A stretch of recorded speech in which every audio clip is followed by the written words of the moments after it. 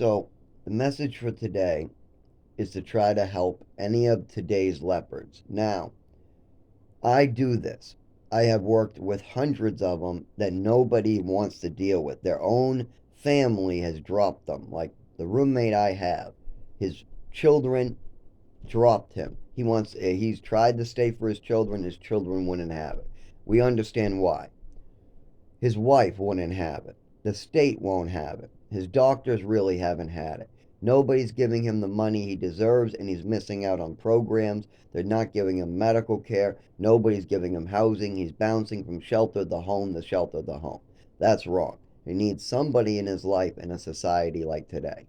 Nobody survives by themselves in a society today, but he's considered a leopard. He has selfish behaviors. He never graduated high school. He sometimes hurts others. He also has committed a sex offense and got caught. These type of things put you on the leopard list where nobody wants to deal with you. But I also had Raymond Christian III, who is a mentally disabled man, age 50, who has the mental capacity of a 7-year-old, who has lost every worker he ever had from DMH, lost his mother, lost his father, lost his brothers, lost everybody because he's a storyteller who likes to get other people in trouble. It's a game he plays. He also likes to talk and hear himself really talk. So he'll pick up the phone and call the bank just to talk for an hour about nothing. Literally, make up stories about nothing. Nothing that ever happened, just keep on making up stories. These are what they call pathological liars. These are real leopards that I've helped. I've showed them how to be honest by example. See, this is the thing. I believe in extreme honesty. If I was any more honest, I would have to go to the police station when I smoked weed. I'm not kidding. I come clean. I'm told at work by my bosses that I need to stop being so honest and I need to learn how to lie just a little bit. I've also been told for over 25 years I don't know how to lie. Even in the programs, I was the goody two shoe kid. Out of the 16 kids in the program, I was the one who was too truthful, too goody two shoes, and I needed to shut up and stop being so honest, all the kids said. The only thing I did that was a little bit sketchy is I used to roll cigarettes and trade them for clothing. I've made just as many mistakes as any other child, though. I'm not saying I'm no angel that never made a mistake, but compared to all the other children, if you lined us up, or if you asked the children I grew up with, they would say, Zach's a little goody two shoes.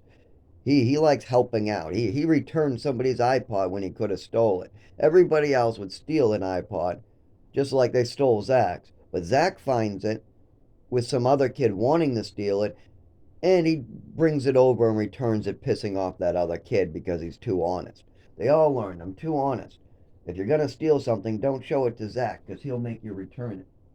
At the age of 14 years old, 15 years old, 16 years old, 17 years old, 18 years old, 19 years old, till today, I was always the most honest kid in the program, and that was always a problem. I used to get beat up for it. The staff would say, Zach, you really need to learn how to lie. You really need to learn how to lie. You are not good at this. If another kid does something and we ask you, we expect you to tell the truth, but also you can be a little bit less of a goody two shoes because I never snitched. I have a rule.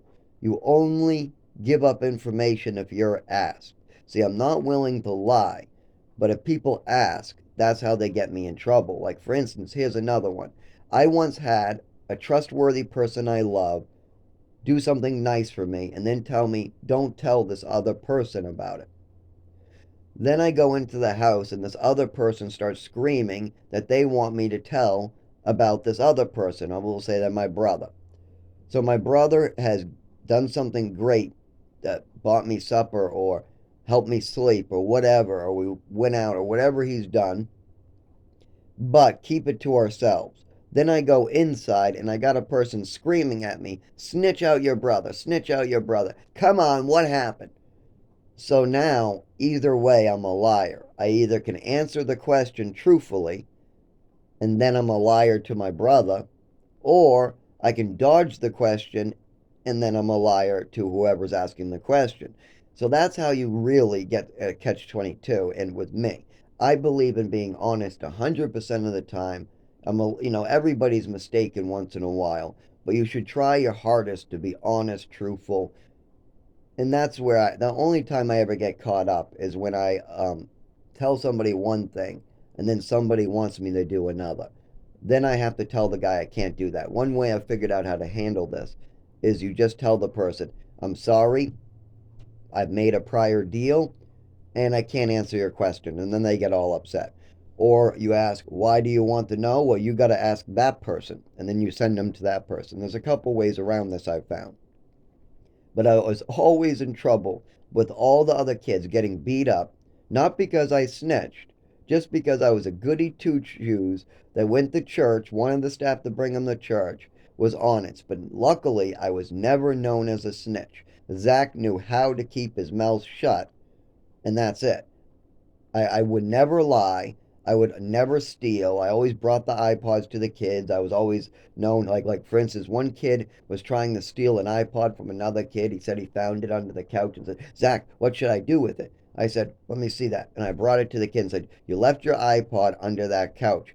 Don't leave it there. I've already had two stolen in this program. And I did.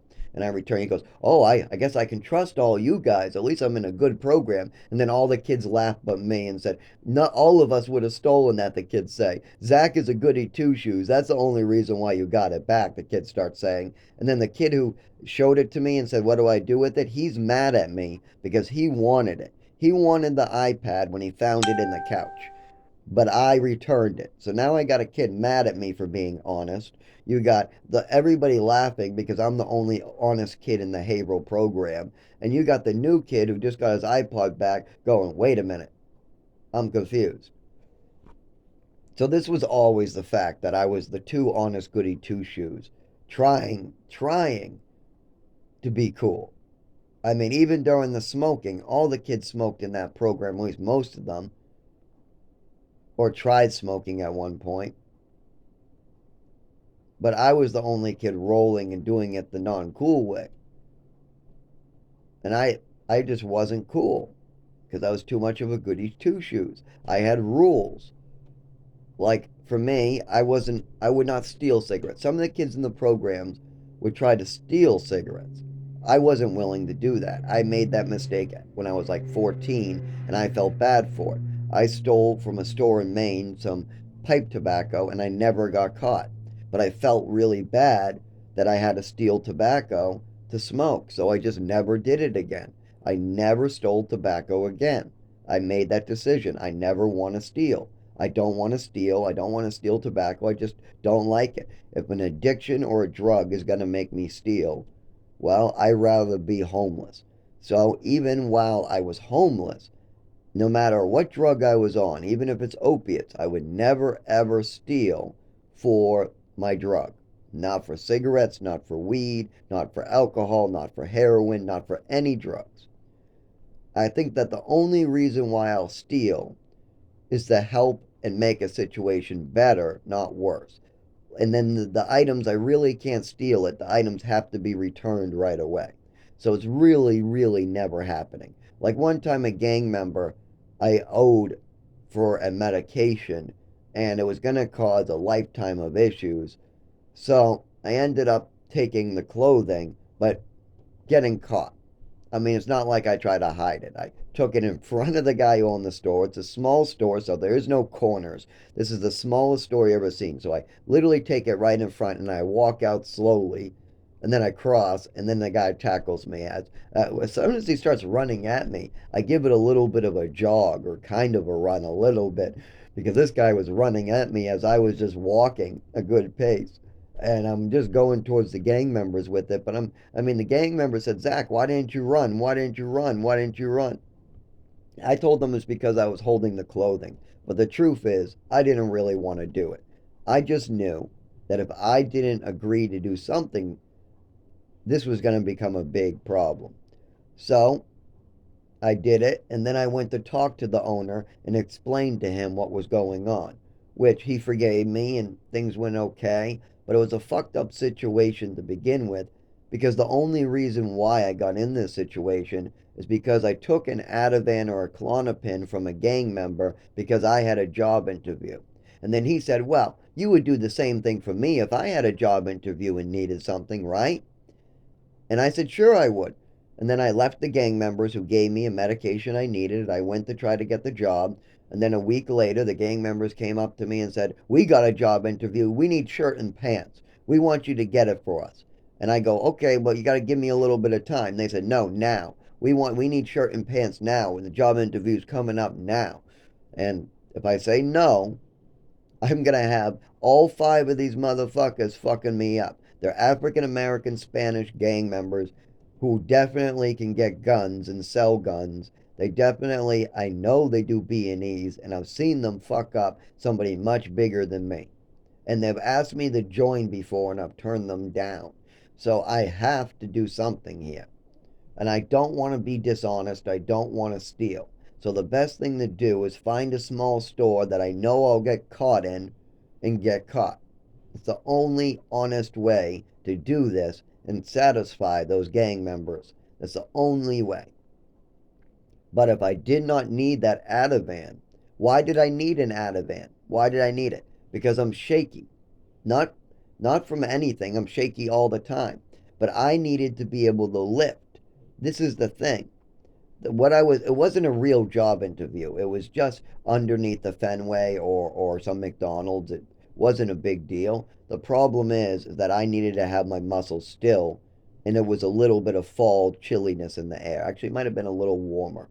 It was pretty warm, but I still was shaking at nighttime. I know I was still shaking because I've been having this disorder for 25 years. It's never gone away. If you don't believe me, just spend time with me. You can't miss it.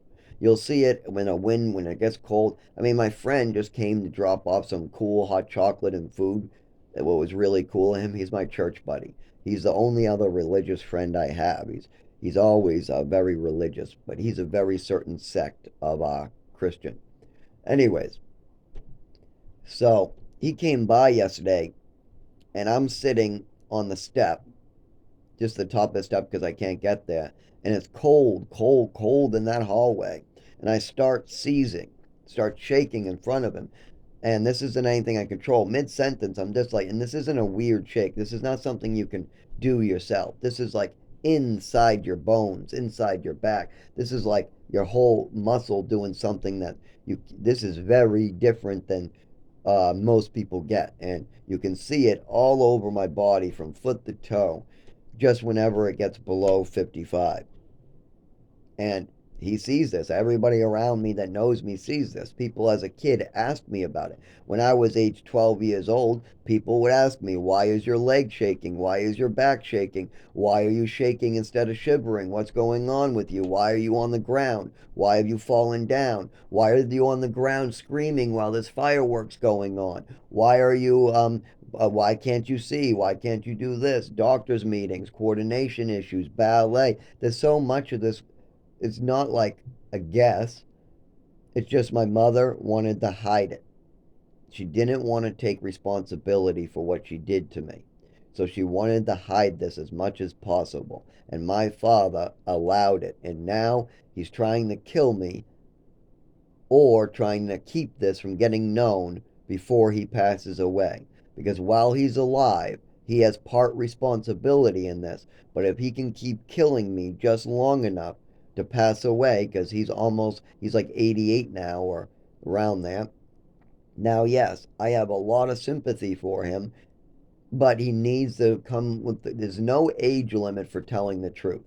There is no age limit for being honest. That is not a thing. I'm not asking him to lift. I'm not asking him to drive. I'm only asking him to use the phone and be an honest, truthful person. Maybe ask questions of his son and go back and remember the times which me, my father, and my mother were hurting me. Remember the doctors. And if he can't remember these things, he's going to have to listen to me, my brother Tim, who's in his 50s, my sister, she remembers, or maybe she doesn't, but I'm pretty sure she'll remember my mother admitting to giving me extra Epicac. These things are bad. Now, I have had stomach and esophagus issues since age 8,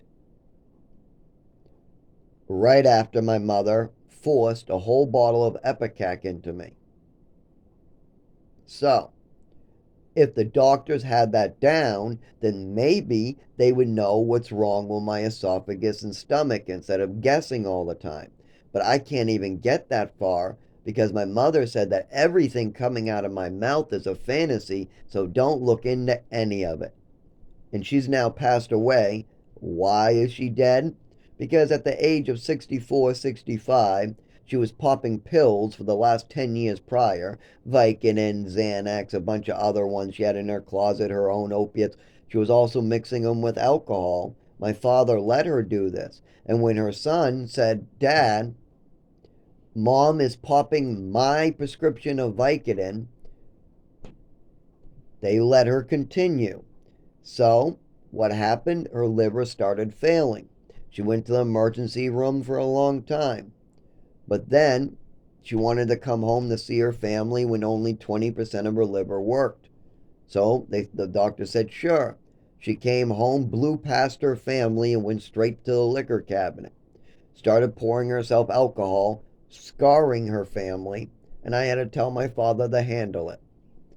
So, yes, that's what killed my mother, alcohol and pills, and her lack of help. Nobody would give her help with what was going on with her because she didn't want it, and my father wanted to hide it, and I was begging for help. I was begging for my mother to get help. I was begging for my mother to get help. She was lying about me, telling stories about me, blaming her alcohol use on me, taking my pills, giving me pills I'm not prescribed, giving me extra medications as punishments. I'm not getting any proper medical care for what was wrong with me. She's trying to make sure nobody looks into the neurological disorder or my shakes or my seizures or my tics.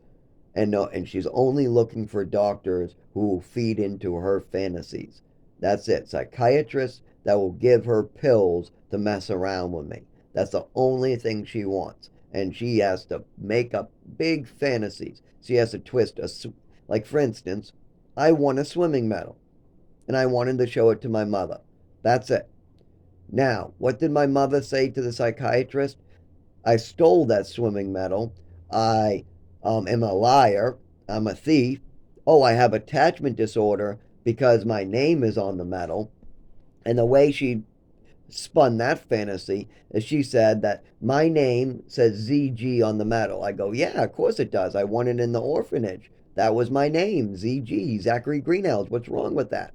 My mother goes, well, you're going around writing G's on everything because you want to hurt me. You don't like your new last name, so you're going around writing G's on everything, aren't you? And I go, no, of course I'm not. I won that medal in the orphanage. I don't know what the hell you're talking about. And then she goes, no, no, no. I know what you were doing, my mother says. I know what you're doing. And I'm telling the doctors that you're doing it. You have attachment disorder. You're writing your last name to hurt me on everything. Not only that, you stole this medal from a black kid because only an African American kid could win a medal like this. And then she takes the medal. There's no reason for her to think that this is some black African American in foster care. Because there's three people in this house. There's me, a black African American, and another black African American, and adults that should know better. All I did was take my swimming medal out of the Lego box that I won in the orphanage with my name written on it in a staff member's handwriting. Not my handwriting, staff member's handwriting. And I wanted to show my medal and my accomplishment to my mother. But she spun so many fantasies. Like he couldn't have won it because I didn't see him win it. Oh, no, he's a liar. He must have stolen it. No, he's a thief. He's a liar. Oh, he must have, what else about the swimming medal? Oh, he has attachment disorder. We need to tell the doctors he's a liar, a thief, and he has attachment disorder.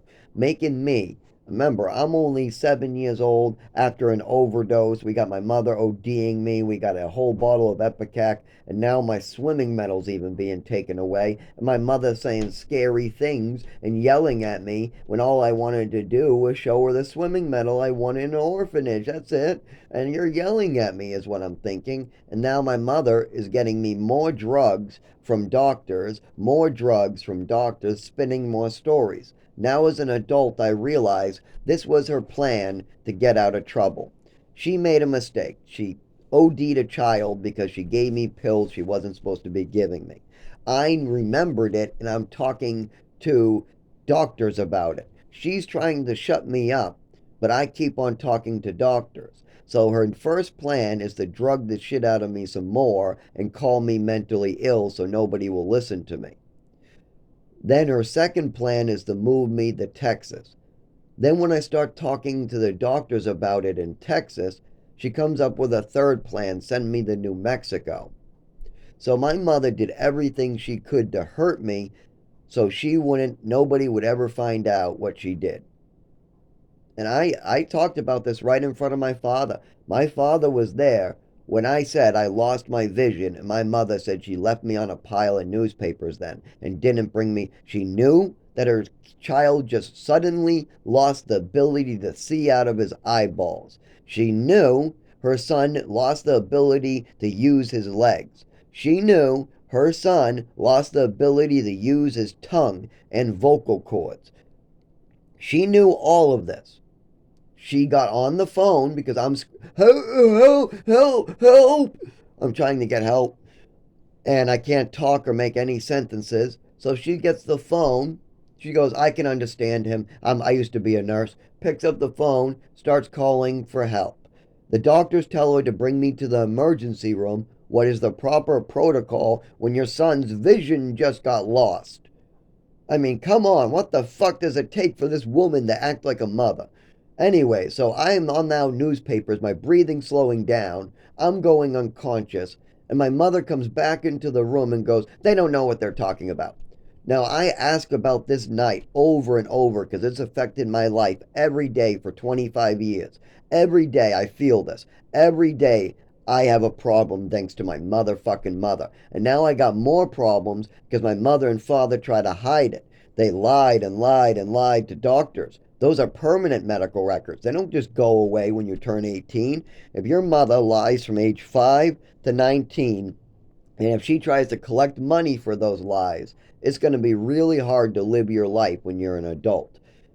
And that's where we're at. I can't use a shelter. I can't collect Social Security. I can't work. I can't get any treatment for my disabilities. I can't walk properly, and especially in the cold. I can't talk properly all the time. How am I supposed to stay alive? I can't even make a fire in the woods in a camping site. My father and mother made me out to be a fire setter. So if I make a campfire, I'm trying to burn the forest down and I'll get arrested just for trying to stay warm over a campfire. And I have all the intelligence to do stuff proper. I'm always about the safety. People make fun of me because I'm always about overdoing the safety. So keep everybody safe. This is my attitude. You should never hurt another human being, is my other thing.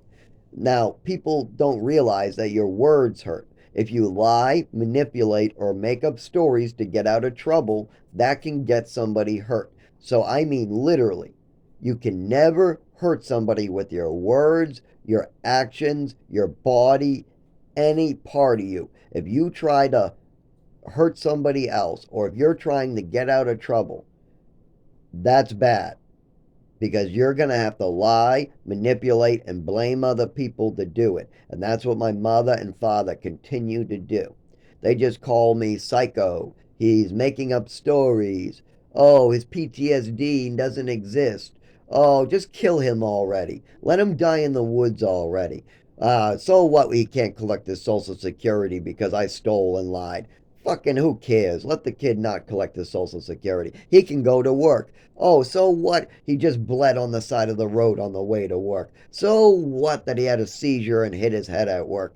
So what that he's vomiting every morning? So what that he shakes and that they won't let him keep a job because his disabilities aren't documented properly? He just get another job. Oh, the next job doesn't want him because of his disabilities. We'll get another job. Oh, then he got another job, but now he had a seizure on the side of the road bleeding. Another seizure at work. They want it documented to come back to work. So I lost another job. Well, I've been told by lawyers and my work that the problem here is I need to get medical treatment, Social Security, and then I can go to work. We have done this backwards.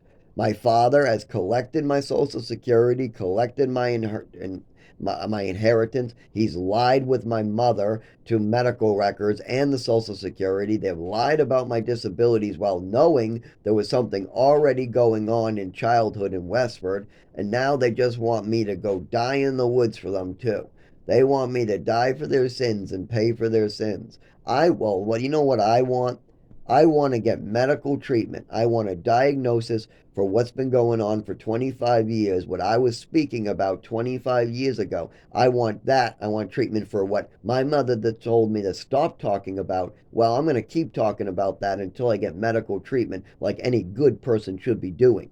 Not only that, I need medical treatment, so I'm going to keep going for that. But then I'm going to apply for Social Security, and then as soon as I'm able to walk and actually even move my arms properly and get to work properly without falling down into the road and getting run over or crawling across busy traffic, once when that's not happening anymore, I want to work. I love working. It's my number one thing.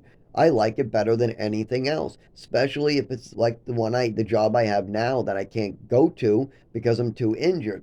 I mean, literally, I love this place. I hope that I still can go back in a couple years. I hope I can still find a gas station or a convenience store that I can run by myself. They've always loved how I run things by myself because I'm just follow the rule book to the letter and try to do as much extra as possible for the company. I keep things clean, I do extra work, and the things that people try to cut out on, like cleaning the bathroom or cleaning out a slushy machine or changing out coffee or the stuff like that that people keep on skipping, I do multiple times extra. It's just how I am. What is the job? And if I can't do my job, then I'm on medical leave. And that's when I'm having seizures or I'm on the ground. I mean, even when I am falling or squatting, even when I had a hurt leg, even when I was bleeding into my testicles, I still was at work trying. And I still got more done than the lazy pothead who just wants to sit on her ass all day. Or the fat lady who wants to blame all her problems on men and just sits on her ass all day. Or the really mean lady who blames everybody and yells at the customers. Any of those people I do better than, and they're everywhere. Nobody wants to do their jobs. Doctors don't want a doctor. Cashiers don't want to cash. You got DMVs not wanting the DMV. You got DMH not caring about health or humans. You got DHHS not caring about health or human services. You got people who are disabled and crippled, literally with no benefits, walking in the DHHS, being sent away with no plan, nowhere to go. Or you got people that can't use shelters being sent to shelters. You got crazy shit going on in every single place. You got, like I said, you got hospitals that can't seem to do anything about the emergencies that are coming into their hospitals. And I'm not talking about just me. I've seen this happening all around me on the news, on the people I see on the road. I mean, for instance, there was this lady in a wheelchair who died recently. Why? Because the city of Rochester wanted to save on a traffic light and a crosswalk. For one, they didn't put a crosswalk on the most busy crossing in town. So the AutoZone bus stop is the most busy bus stop, and everybody crosses there. Everybody. But there is no crosswalk. You have to go to the right or left. Now, I use the one on the left and go around. But people make fun of me for going around. They all say, Zach, just cross. I go, these cars zoom past here. There's no crosswalk here. They say, well, there should be. And I go, yes, there should be, but Rochester doesn't want one. Well, this lady on a wheelchair usually takes the crosswalk. So she did take the crosswalk one day, but she was a little bit off the crosswalk. She was going diagonal, and a car ran her over and killed her. Now, there was another person that got hit. Why? Because the lights wouldn't work. In Rochester, there was this four-way, and I many times had to cross illegally, all because the crosswalk button won't work. You hit it and you wait there for 30 minutes and it never changes. The cars, you count 15 car traffics going, and you're still waiting there 15 minutes later in the cold because pedestrians do not have any budget in Rochester. They do not care about us one bit. The taxis, the buses, all of it shut down. They don't care. If you're disabled, you can go without work. This is a problem for me because I am disabled, I can't drive, but I rely on work. So no buses, no taxis is a big problem for me. But Rochester doesn't care about it. They don't care if there's no taxis.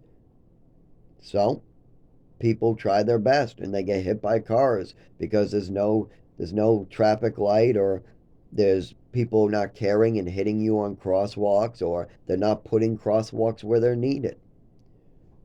And this is the problem. We also got illegally dumped septic tanks, and we got my town of Rochester working with my landlord to get people sick.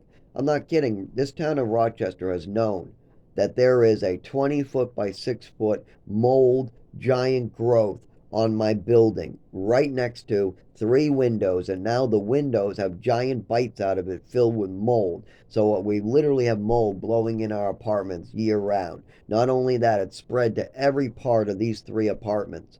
And they've been reporting it for 15 years. People have been reporting these health hazards, water coming in, mold, illegally dumped septic tanks, all of it. And Rochester just allows it. They don't care. These three apartments cannot be rented, but yet the landlord rented it to me, and now I am deadly sick. He rented it upstairs, they're sick. The woman downstairs, he rented it to her. She started getting sick. They told her to move. She moved. Now they put a 19-year-old kid down there who's going to get sick, and I doubt he knows enough to know that he's going to get sick within 4 years of living down there. So they're literally allowing people to have their lives changed for the worse just so the landlord can save a little money and live on the beach house, and keep on not putting lights in hallways, and keep on hitting his tenants, and keep on yelling at people about stuff they don't know about. Like, for one thing, there was some cans in the back of the woods, right? I don't know anything about these cans, but the landlord comes up to my apartment, me not knowing anything about this, and starts saying, I'm going to beat you up. I'm going to punch you, screaming like a lunatic drunk. I mean, a lunatic. Screams at my 84-year-old roommate, and he says his heart feels painful. And he doesn't want to use the ambulance. So he's talking about how he doesn't feel good right after this. I'm worried. I'm getting anxiety from this lunatic going up and down the hallways. All I can tell him is, I think somebody's playing you a fool, because we don't know anything about cans. We don't know a damn thing about cans. But somebody must have been throwing them off that balcony, because the way they looked like somebody from the top floors were throwing them. Most likely it was my upstairs neighbors, but we had a lunatic landlord acting crazy, making threats, verbal threats. He was screaming at us, inappropriately, telling us we had to clean up somebody else's cans, threatening us that if we don't be his maintenance, if we don't start doing his landscaping, then he's going to come back and hit me. I'm not kidding. The landlord said that if I don't do his landscaping for him for free, then he is going to hit me.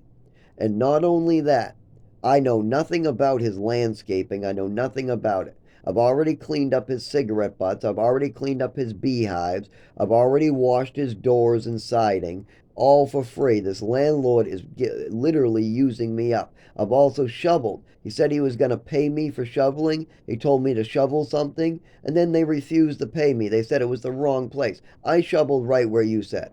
You said the shovel right in front of the garages. So I shoveled in front of the garages all the way, but it looked like it was done, so I just redid, scraped up the rice. Do you think they paid me? No. I told them not to. I said, well, if you guys are going to play all these games with me, I did what you said. Now you guys want to argue about pay.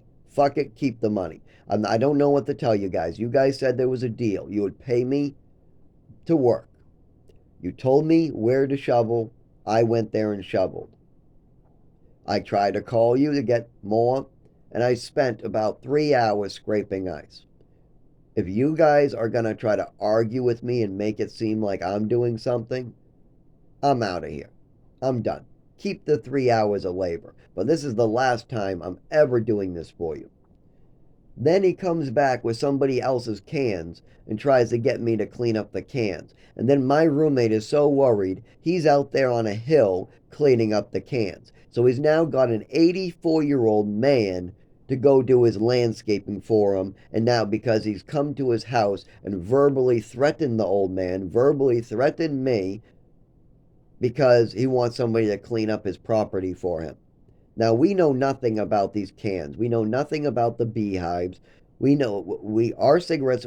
I bought an ashtray for this landlord. Literally, there's an ashtray downstairs, just a cheap little $40 metal one that's in the back because the landlord kept on bitching at me about all the neighbors' cigarette butts. So I was going down and sweeping it. He was screaming at me about the neighbors' cigarette butts. We use the ashtray in the front, but yet we have to clean up our neighbors. No, this is the landlord's responsibility to maintain his building. I don't have to be doing any of this, but yet he screams about the fucking cans on the hill that's his. He wants us to do his landscaping, and then he makes so much verbal threats about hitting us and hurting us that he gets the old man to go out there first. You got an 84-year-old on a hill picking up cans. That's the landlord's responsibility that neither of us have anything to do with.